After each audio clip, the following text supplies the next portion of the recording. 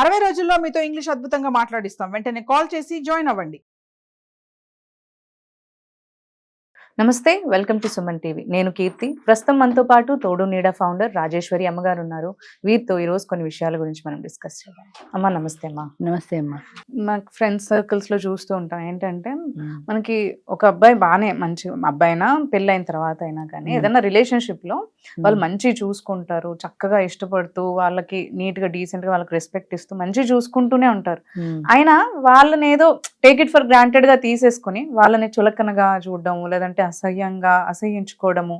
అంతేకాకుండా మళ్ళీ ఇంకో రిలేషన్షిప్ ఎలా ఉంటది అంటే అది వాళ్ళు ఎంతో కష్టం, అసలు పట్టించుకోరు, అసలు వాళ్ళకి వాల్యూ ఇవ్వరు, ఫోన్ చేసినా మాట్లాడరు, మెసేజెస్ కి రిప్లై ఇవ్వరు, కలుద్దామన్నా కలవరు, పట్టించుకోరు అసలు మొత్తానికి. అయినా కానీ వాళ్ళ వెనకాలే పడుతుంటారు, వాళ్ళ మీద ఇష్టం చూపిస్తుంటారు. ఇది ఎక్కడ లాజిక్ అమ్మా? అసలు నాకు అర్థం కాదు. ఇది అందని ద్రాక్ష పండు అంటారు శవా, అలాగా మనకు అందిపోయి అందుబాటులో ఉన్న దాని మీద మనకి ఇంట్రెస్ట్ సహజంగా.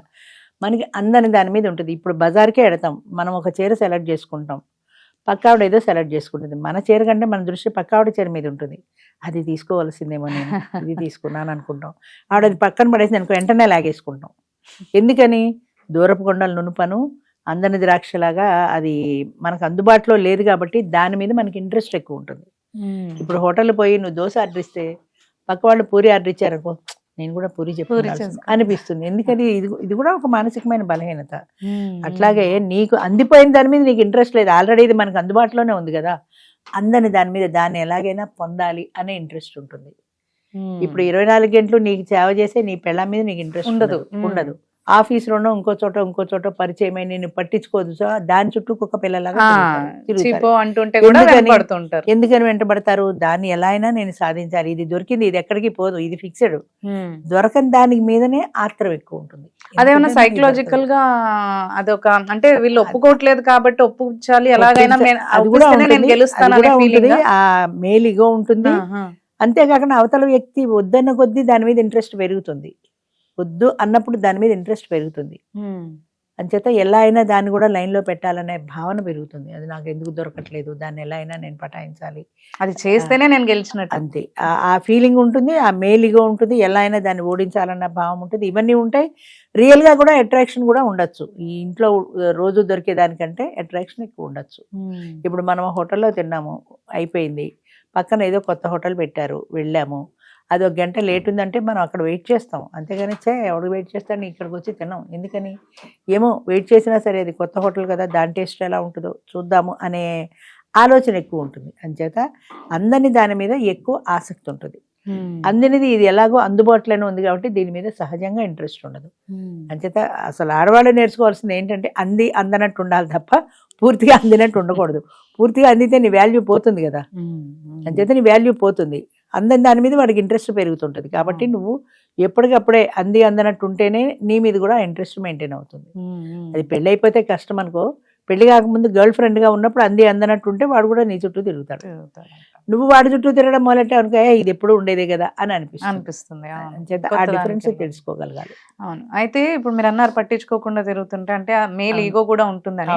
కొన్నిసార్లు చుట్టుపక్కల వాళ్ళు కూడా, అంటే ఇప్పుడు ఫ్రెండ్స్ లో నేను మా కాన్వర్సేషన్స్ వింటూ ఉంటాయి. ఎలా అంటే కాదు, అలా అలా రిజెక్ట్ చేస్తే గర్ల్ ని కానీ ఎవరన్నా మొగాలు కాదని అనుకుంటారు. అంటే ఇంకా మెన్ అంటే మల్టిపుల్ రిలేషన్షిప్స్ ఉండాలి, అట్లయితేనే మెన్ అనే ఫీలింగ్ కూడా వస్తుంది. చాలా మందికి ఉంటుంది, అది చాలా మందికి ఉంటుంది. ఒక ఆడదాంతో ఉన్నాడు మగాడే కాదు, 10 మంది ఆడవాళ్ళు ఉండాలి అనే ఉంటుంది. వీళ్ళని కూడా చుట్టుపక్కల వాళ్ళు కూడా రెచ్చగొడుతుంటారు. ఏరా అది పడలేదా నీకు, వదిలేసావా, ఈ నీ వల్ల కాదా అని ఏదో అన్నప్పుడు వీడు మేలిగో హట్ అవుతుంది. ఏం కాదు, దాన్ని ఎలా అయినా పటాయిస్తాను అన్న భావన పెరుగుతుంది. అంచేతనే టీనేజ్ లో ఉండే స్నేహాలు కూడా చాలా ప్రమాదకరమైనవి. మన వాళ్ళు చెప్తారు చూడు, ఒక స్నేహితుని చూసి నువ్వు ఎటువంటి వాడివి, నీ క్యారెక్టర్ ఏంటి అనేది అర్థం చేసుకోవచ్చు అంటారు. అంటే నీ స్నేహితుడు మంచివాడైతే ఆటోమేటిక్గా నువ్వు కూడా మంచి మార్గంలో నడుస్తావు, వాడు నిన్ను సరిదిద్దుతాడు. వాడు చెడ్డవాడైతే అన్ని చెడు సలహాలు ఇస్తాడు, నువ్వు కూడా చెడిపోతావు. అంచేత దాన్ని బట్టే, ఆ స్నేహితుల్ని బట్టే మనని కూడా అంచనా వేస్తారు. అందుకని మనం కూడా కరెక్ట్గా ఉంటే అప్పుడు స్నేహితులు ఎలా చెప్పినా సరే మనం దాన్ని పట్టించుకోము, వినము. టీనేజర్సే కాదమ్మా, పెద్దవాళ్ళు కూడా పెళ్ళయి 40 ఏళ్ళు ఉన్న వాళ్ళు కూడా అదే ఆ థాట్ లో ఉన్నారు. అవును. ఇప్పుడు 40s తర్వాత మగవాళ్ళలో ఇది ఎంతవరకు కరెక్టో కానీ మగవాళ్ళకి తిరిగి యవ్వనం వస్తుంది అంటారు 40s తర్వాత 40+లో. ఈ ఆడవాళ్ళు మెనోపాస్ స్టేజ్ దగ్గర ఎడుతుంటారు కానీ 40s తర్వాత వాళ్ళ యవ్వనం తిరగబెడుతుంది అంటారు. అంటే మళ్ళీ చిన్నతనం టీనేజ్లో లాంటి కోరికలు కలుగుతుంటాయి వాళ్ళు. అంచేత ఆ ఏజ్లో పటాయించే వాళ్ళు ఎక్కువ. ఇప్పుడు మనం ఇందులో టీవీలో కూడా చూస్తుంటాం చూడండి, ఎవరెవరెవరో ఇంటర్వ్యూ ఇస్తుంటారు, వాడి పేరు గుర్తులేదు నాకు, వాడు ఎవరో పెళ్లి చేస్తున్నాడు, ఇంత బొట్టు పెట్టుకుంటాడు, వాడికి నేను కొడుకుని కంటానని చెప్పింది ఆవిడెవరో ఇల్లీగల్ రిలేషన్ పెట్టుకుని, వాడికి పిల్లలు ఉండగా కూడా ఏదో వాడిని పెళ్లి చేసుకుని నేను వాడికే కొడుకుని కంటాను, కొడుకుని కంటే వీడి చేతిలో ఉందా, ఏందో ఏం మాట్లాడతారో తెలియదు అసలు. కొంతమంది అసలు ఒక్కొక్క మాట చూస్తుంటే జాలేస్తుంది, ఒక్కొక్క మాట చూస్తుంటే కోపం వస్తుంది. కొడుకుని కంటే నీ చేతిలో ఉందా, అది XY క్రోమోజోమ్స్ కలవడంలో ఉంటుంది. అందరూ ఆడపిల్లలే పుడితే ఏం చేస్తావు, కొడుకు కాకుండా కూతురే పుడితే ఏం చేస్తావు, ఏంటి గ్యారంటీ. అంచేత స్నేహాలు అనేవి ఎప్పుడు కూడా అది లిమిట్లో ఉన్నంత కాలము ప్రమాదం లేదు. స్నేహం అనేది ఎంతసేపు అవతల వ్యక్తిని పటాయించడము, మన లైన్లో పెట్టుకోవడము, సెక్స్ కోసం అన్న భావనలో స్నేహం చేస్తే అది ఎప్పటికీ నిలబడదు. ముఖ్యంగా ఆడదానికి అది చాలా ప్రమాదకరమైంది కూడా. అంచేత ఆడవాళ్ళు ఎక్కువ జాగ్రత్తగా ఉండాలి. వాడు స్నేహం చేసినప్పుడు వాడు ఏ ఉద్దేశంతో చేస్తున్నాడు, నన్ను నమ్మవా, నేనంటే నీకు ఇష్టం లేదా, నా మీద ఆపాటి నమ్మకం లేదా, ఇలాంటి సొంత డైలాగులకి పడిపోకూడదు. అది చాలా జాగ్రత్తగా ఉండవలసింది ఆడవాళ్ళే. అంటే ఇక్కడ మనకి ఈ వీళ్ళని కూడా ఆ మాత్రం వీళ్ళు ఆలోచించలేకపోతున్నారు. అంటే ఇక్కడ ఒక పక్కన మంచిగా చూసుకునే వాళ్ళు ఉన్నా గానీ, మీరు అన్నట్టు ఒకసారి చెప్పారు హస్బెండ్ బాగానే ఉన్నాడు, మంచినే ఉన్నాడు, అయినా కానీ నేను డైవర్స్ ఇచ్చేసి వేరే వాడిని చేసేసుకుంటా, వేరేవాడు మంచివాడని ఏంటి గ్యారంటీ నీకు. అదే చెప్తున్నా కదా, కొత్తతనం. నన్ను అంటే ఇప్పుడు ఈ భర్త బాగానే చూసుకుంటున్నాడు కానీ ఈవిడికి ఎమోషనల్గా ఈవిడికి ఆ లవ్ కబుర్లు చెప్పట్లేదు. భర్త అన్నవాడు ఎప్పుడు చెప్పడు కూడా. 24 గంటలు ఏం చెప్తాడు, కొత్తవాడు ఎవడైనా బాయ్ ఫ్రెండ్ అయితే చెప్తాడు కానీ. అంచేత అలాంటి మాటలు అవతల వాడు చెప్తున్నప్పుడు సహజంగా అట్రాక్ట్ అవుతుంది. అందుకని వేరేవాడైతే ఈ భర్త కాకుండా ఇంకెవడైనా అయితే నాకు బోల్డ్ ముచ్చట్లు చెప్పేవాడేమో అని ఊహించుకుంటూ ఉంటుంది. ఆ ఊహించుకున్నది తను నిజం కావాలనుకుంటుంది. నిజం కావాలనుకుంటే వీడికి విడాకులు ఇచ్చేసి ఇంకోటి పెళ్లి చేసేసుకోవచ్చు కదా. కానీ అది కేవలం ఊహ మాత్రమే. రేపొద్దున పెళ్ళి అయితే వాడు కూడా ఇంతే అది రాదు కూడా. ఎందుకంటే మన ఊహలకు అనుగుణంగానే మనం ఊహించుకుంటాం. ఇప్పుడు వీడికి విడాకులు ఇచ్చేసి చేసేసుకుంటే అది విడాకులు ఏమైనా తమలపాకుల చేతిలో పెట్టడానికి మొన్నటికి సంవత్సరాల తరబడి సివిల్ కేసులు తీరవు. మ్యూచువల్ కన్సెంట్ మీద ఇచ్చినా కనీసం 1 year ఉండాలి. నీ మొగుడు ఇస్తాడో ఇవ్వడో, వాడు ఒప్పుకుంటాడో ఒప్పుకోడో. విడాకులు ఇచ్చేస్తారంటే తేలిగా. విడాకులు కావాలంటే వాడి క్రూయాలిటీ నువ్వు ప్రూవ్ చేయగలగాలి. నా భర్తతో, లేదా వాడు ఒక ఇంపార్టెంట్ అయితే నా భర్త ఇంపార్టెంట్ కాబట్టి నేను విడాకులు ఇస్తున్నాను, లేదా ఇలాగ క్రూయాలిటీతో నన్ను హింసించాడు, నువ్వేం ప్రూవ్ చేస్తావు? ఏం ప్రూవ్ చేయకుండా ఊరికే విడాకులు అడిగితే ఇచ్చేరు. అది అసలు ఆ అమ్మాయికి ఆ కామన్ సెన్స్ లేదు.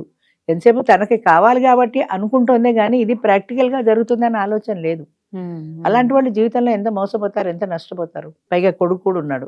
అదే కొన్ని సంవత్సరాలు జీవించి ఓ 25 ఏళ్ల కొడుకుండి కొంత జీవితం అయిపోయి నీకు 50 ఏళ్ళు వచ్చిన తర్వాత 45 ఏళ్ళ ఇప్పుడు నువ్వు కొత్తగా వెళ్ళి జీవితం మొదలెడితే నీ కొడుకు దృష్టిలో నువ్వేమైపోతావు? వాడు ఏమైనా తండ్రి క్రియల్గా ఉంటే అయ్యో మా అమ్మ కష్టపడింది అనుకుంటాడు. వాడు మనసులో ఎలాంటి భావన వస్తుంది నీ మీద? చీప్ గా అనిపిస్తుంది. అవన్నీ ఏం ఆలోచించట్లేదు. ఫ్యూచర్ గురించిన ఆలోచన లేకుండా చేసే పనులేవి. ఆవేశమే గానీ ఆలోచన లేని మనుషులే ఇలాంటి పనులు చేస్తారు. థ్యాంక్ యూ అమ్మా.